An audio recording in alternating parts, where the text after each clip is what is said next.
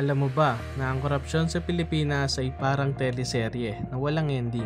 May bagong bida kada eleksyon pero laging may kontrabidang nakatago sa likod ng pondo. Mula sa gintong Arinola hanggang sa ghost projects na worth billion, tila naging normal na ang pagnanakaw sa kaban ng bayan. At ngayon 2025, habang ang mga Pilipino ay nagrarally, nagpo-post at lumalaban para sa transparency, mas lalong mahalaga na balikan natin ang mga kwentong tinakpan, tinahimik at tinanggap na lang. Dito sa Tagalog Trivia, hindi lang tayo nagkukwento, nagbubunyag tayo ng katotohanan. Ito ang korupsyon na tumatak sa kasaysayan ng Pilipinas.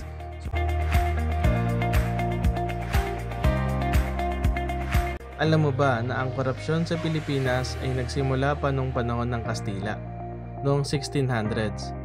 May tinatawag na encomienda system kung saan binibigyan ng lupa ang Kastilang opisyal pero imbes na protektahan ng mga Pilipino, ginagamit nila ito para mangolekta ng buwis na kadalasan hindi napupunta sa pamahalaan kundi sa bulsa lang nila.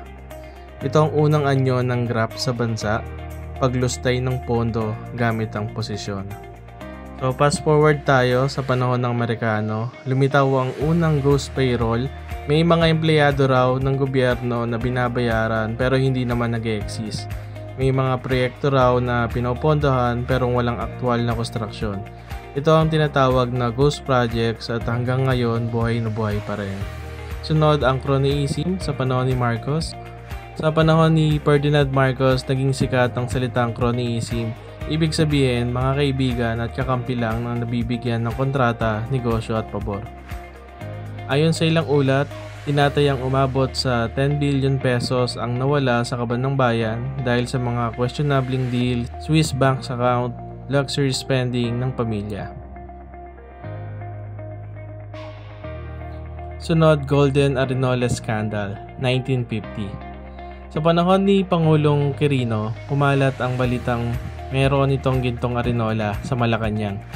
Isang chamber pot, oo, yung ginagamit sa banyo.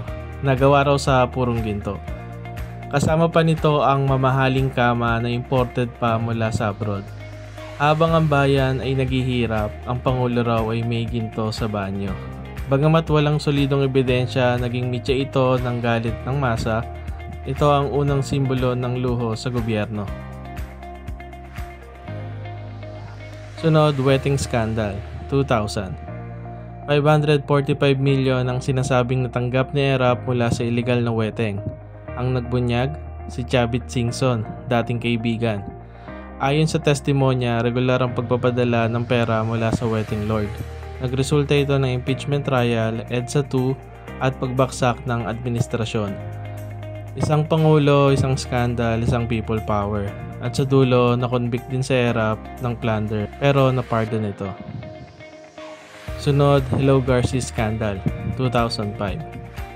Isang leak call ang sumabog. Ang laman ng leak call, Well, hello Garcia. So, I will still lead by more than 1 million overall. So, isa itong election fraud ay nang usapan at buong bansa ang nag-ingay. Walkout, protesta at 3 impeachment attempts pero walang conviction. Ang tanong, kung may recording, bakit walang hustisya? Ang Hello Garcia Scandal ay naging simbolo ng electoral manipulation at immunity ng mga nasa taas. Sunod, PDAF scam or mas kilalang pork barrel fund scam. So, 10 billion pesos ang sinasabing nawala sa pork barrel funds. So, 10 billion pork barrel funds ang nawala sa peking NGOs. Involve ang ilang senador at kongresista. Ang modus, magtatayo ng fake NGO, magpapasa ng project proposal tapos ang pondo ilalabas. Pero walang aktwal na proyekto. Ang tanong, ilang proyekto ang totoo at ilang pondo ang nawala? Flood control scandal. So, ito yung bago ngayon. So, 545 billion pesos ang inilalaan para sa halos 10,000 flood control projects. Pero ayon sa ulat, karamihan ay ghost projects. May mga contractor na disqualified pero nakalusot. May mga proyekto na walang permit, walang site inspection pero may release ng pondo. Nagresulta ito ng malawakang rally noong nakaraan lang, September 21st, 2025. So mula estudyante hanggang artista, lahat nagingay. Ang tanong, ilang bagyo pa ang kailangan bago magising ang sistema? Mula sa gintong arenola hanggang sa ghost projects na worth billion-billion, isang pattern ng paulit-ulit, kapangyarihan, pera at katahimikan.